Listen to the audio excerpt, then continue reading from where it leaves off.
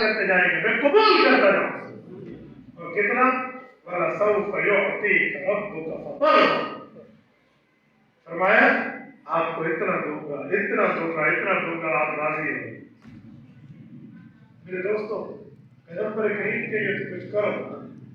رسالت مآب کے غیرت مند امتی بنو، جوانی لگائی ہے،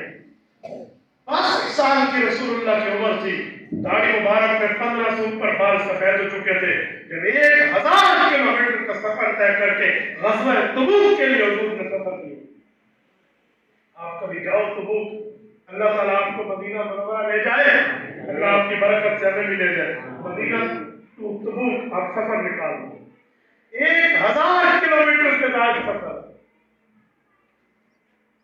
مدینہ طیبہ سے تبوک، رسالت مآب کو 20 دن کا وہاں قیام ہے، اور یہ آنا جانا اونٹوں پر ہے یا گھوڑے پر ہے یا دراز گوشت پر ہے، رسول اللہ کی سواریوں پر ہے، کتنا گرم لکو تک کا صحرا ہے، تم وہاں جاؤ تو میں سمجھ،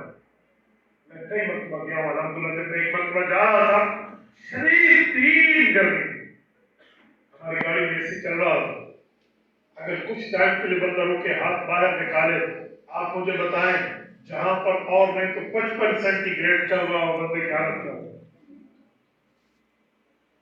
آپ کہتے ہو سردی میں کلفی پکتی ہے، وہاں گرمی میں انڈا پکتا ہے،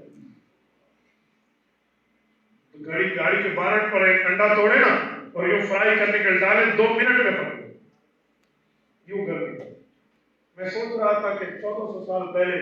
رسالت مآب نے صحابہ کے ساتھ یہاں سفر کیسے کیا ہوگا؟ اس وقت تو یہ نہ اے سی کی سفر ہوں گے، نہ اس طرح کی آرام دہ سہولیات اور ریلیکس کی گاڑیاں ہوں گی، حضور پاک نے جو سفر کیا ہے کیسے کیا ہوگا؟ یار اس نرم و نازک